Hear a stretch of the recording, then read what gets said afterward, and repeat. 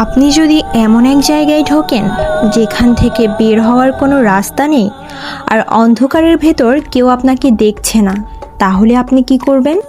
সারা তার স্বামী ও মেয়ের সাথে রিভার রাফটিং করতে গিয়ে ভয়ঙ্কর এক দুর্ঘটনার শিকার হয়। একটি ট্রাক দুর্ঘটনায় তার স্বামী ও মেয়ে মারা যায়। এই ট্রমা সারাকে মানসিকভাবে ভেঙে দেয়। সারা এর বান্ধবীরা তাকে স্বাভাবিক জীবনে ফেরানোর জন্য একটি অ্যাডভেঞ্চার ট্রিপ প্ল্যান করে।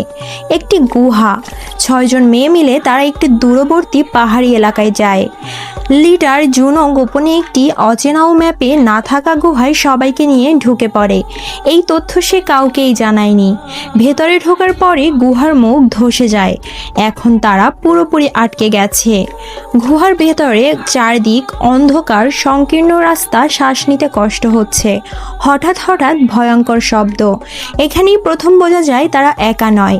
গুহার ভেতরে থাকে কিছু অদ্ভুত মানবাকৃতির প্রাণী, যাদের কোনো চোখ নেই, শব্দ শুনে শিকার করে।